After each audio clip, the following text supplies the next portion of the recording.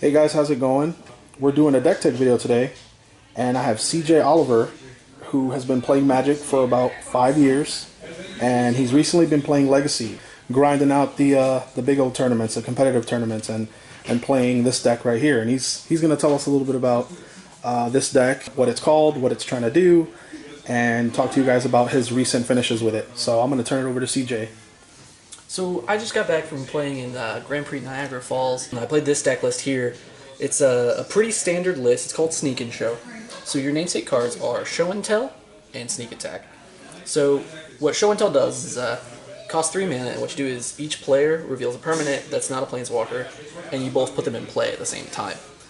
Your other way to get things in play is Sneak Attack, which is a 4 mana enchantment, and has an activated ability costing 1 red, and you put a creature in play, it gets haste, and at the end step you sack it.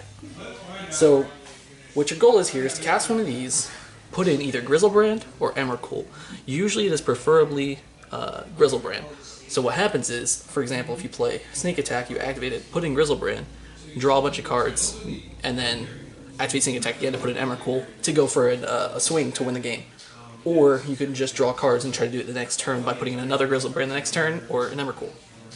Another option when you're playing Show and Tell specifically is you put an Omniscience. So Omniscience allows you to cast cards from your hand without paying their mana cost. So how that will work out is you play Show and Tell, reveal your Omniscience, and then you can cast Emrakul, take an extra turn, and then attack with it in the following turn, or you could even cast Griselbrand, draw a bunch of cards, and then get to another Emrakul, and then cast it. So how do we get our pieces? That's when you get into your cantrips. So it's a pretty standard Legacy cantrip list. So you're playing 4 of Brainstorm, 4 of Ponder, and 3 Preordains. So you're using that to either find your combo pieces to put stuff in play, or your actual things that you are putting into play. If you're playing against a blue deck, you want to find counter magic, of course. So that could also help you find things like you have 4 Force of Wills, 2 Spell Pierce, and a Flusterstorm all in the main deck. So that's the overall idea of this. It's a pretty standard list, not too off the wall. Everything's pretty stock. When you're trying to ramp out to cast your 4 mana and 3 mana spells, you have your Soul Lands, so you have 2 City of Traders, and you have 3 Ancient Tombs.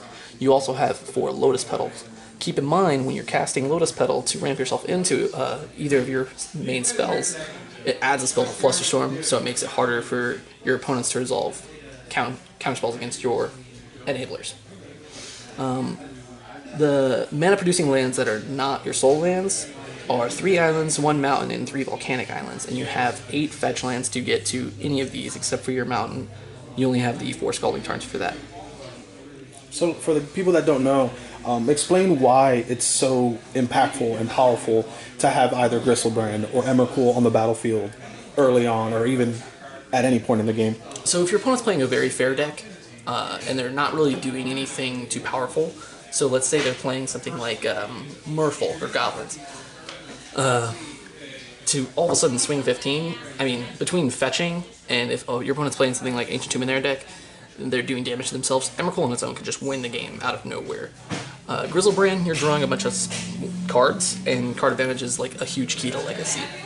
So when you're playing against something like a counterspell deck, a blue-based deck, you still have a decent advantage because you play all these blue spells and you have Force of Will, along with the Spell Pierces and Flusterstorm. So the blue decks aren't usually doing anything too powerful, and as long as you're able to fight through the counter magic, they can't really do anything about any of these after you've put them in play. So it puts them way behind, especially if you get Griselbrand, you just draw a bunch of cards. Alright. Yeah. So basically you got a deck that has a resilience in the counter magic department. So if they're trying to interact with you, you can stop them there and then pretty much finish them off with these 8 really powerful creatures in the deck.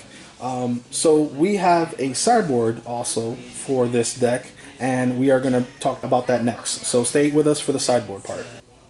Alright guys, we're back. Here's the sideboard for the Show and Tell deck, and CJ is going to give us a little bit of a rundown as to why he has the cards that he has chosen and what they would help him do in what matchups. So I'll give it back to CJ. Okay, so this sideboard specifically, I took note from Leaving a Legacy podcast host Jerry Mee. He gave me a lot of guidance for this. I've always been in correspondence with him to make decisions on either weird one-ofs or just sideboard parts. So he actually just top 8'd Magic Fest Niagara Falls, but he changed his sideboard shortly after we discussed it. But this is very similar. So Starting off, we got two Grafdigger's Cage and Surgical Extraction. Very obviously, that's for Graveyard Hate. So if you're playing against Reanimator, that's an instant bring it in. You also want to use it against, or use Grafdigger's Cage against decks like Elves to stop their Green Sun Zenith, or even Maverick for the same reason. Moving on, you want Defense Grid to stop counterspell decks. So any blue-white control type list, it's perfect for the matchup. Keep in mind, you don't want to bring this in against the mirror, even though they are playing Force Wills, because you need to be able to interact. If your opponent's playing super powerful things like what you're doing, you need to be able to interact, and this is two-sided, so that's something to keep in mind. Arcane Artisan, that's a very interesting card. It's still pretty new, it's from Battle Bond, not a lot of people really know about it, but it's still pretty standard for the deck. It's weird. So what it is, it's a 2 generic and a blue for a 0/3 creature, and has an activated ability for the same cost, and you tap it. Target player, so you target yourself, draws a card and exiles a card from their hand, and puts a token that's a copy of that creature, if it is a creature, into play. And then when Arcane Artisan leaves the battlefield, you exile all tokens created by it at the next end step. So what you're going to bring that in against is the mirror. So what it does is this replaces Show and Tell, so that way you're making it one-sided, and your opponent's not putting in Grizzlebrands or Emrakul's against you and winning the game. Thing to note in the mirror is whoever's really going for Show and Tell first, at least game one, is usually the person that's losing the match, because the other person has the chance to draw their cards from Grizzlebrand or cast their spells from Emrakul off their cast their spells off of Omniscience to get an Emrakul.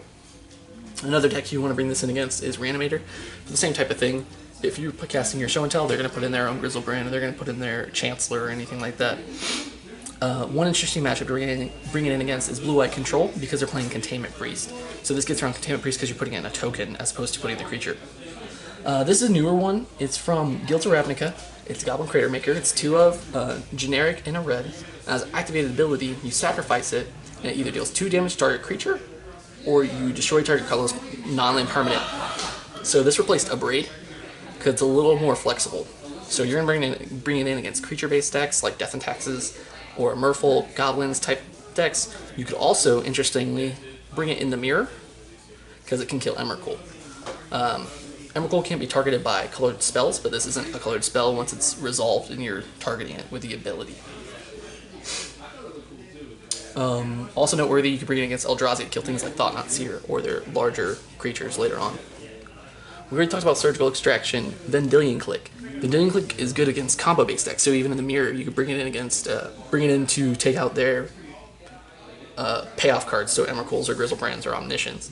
So whenever they cast Show and Tell, you could respond by casting your own Vendilion Clique, taking what they have out of their hand, and then letting it resolve and putting your own payoff card into play. Flusterstorm. So we have one in the main, and we also have one on the side. You want to bring this in against decks like Storm, because it's more of a hard counter to their Tendrils, or you could even counter their Infernal Tutors. Also just good against counterspell decks in general. Echoing Truth. So one thing that comes in against a lot is lands. So what that does is it answers their Merit Lage token, you take it out of play. It's also good against like mud type decks that are putting in a bunch of Sphere resistances and whatnot, so they build up a good hate board, and then you just wipe everything and untap and try to win the game. And then you have Pyroclasm, Kozilek's Return, and Grim Lavamancer. So all of those are coming into play against creature-based decks as well. So things like Death and Taxes, Goblins, Merfolk, anything of that variety. So you're trying to wipe their board, possibly get like Thalia's out of play, or get Mother of Runes, anything, any type of hate card out of the battlefield. Or just if they have too much of a presence, you could wipe their board before you untap and try to, or just keep yourself alive to untap and win the game. That's pretty much what we have for the sideboard. Well, right. It seems like your sideboard helps out against pesky matchups and problematic cards that are trying to stop you from doing your thing. So there's his sideboard for his Show and Tell deck. Now, what do you have going on in your life right now? Like, are you still playing the Legacy scene, or what have you done recently? Have you played this recently? Yeah, so we just went to Magic Fest Niagara Falls. I went 4-3 in the main event, and I played 2 MCQs where I went 4-1 in both of the events. In the future, the only upcoming event that I'm looking at currently is Magic Fest Atlanta. That's coming up in about September. I'm definitely going to be playing the same deck. I'm probably going to tinker around with the sideboard a little bit, and we might change up the main board just a bit. Jeremy, notably, was playing Jace the Mind Sculptor in his main board at Niagara Falls. It's a very interesting card, and I'd have to definitely do some testing and research on it to see if I even want to play it and how I would play it. But Alright. that's the biggest card I want to test around with, and I'm going to be playtesting a lot online in preparation for September. All right. Well, you're gonna be playtesting online. You want to tell the people where they can follow you at? Yeah, so you can follow me on Twitter at OldBoyMerlin. That's OLEBOYMERLIN, and I'm on Twitch at the same name. If you follow me on Twitter, I'll be posting stream updates every time I go live. All right. Well, I'll also be having those links and various social media outlets on in the description down below. So if you guys need to get that later, you guys can just scroll down and read it off the description. So that's going to do it for this video, and I hope you guys learned something. And if you guys have the ability to play this deck, it seems like a really fun one, a really powerful deck, and it looks like it puts up a lot of results. So that's going to do it for this video. I want to thank you guys, and for the GNG Elite, this has been Ulysses and CJ, Oliver. Have a good one, and we'll see you in the next video.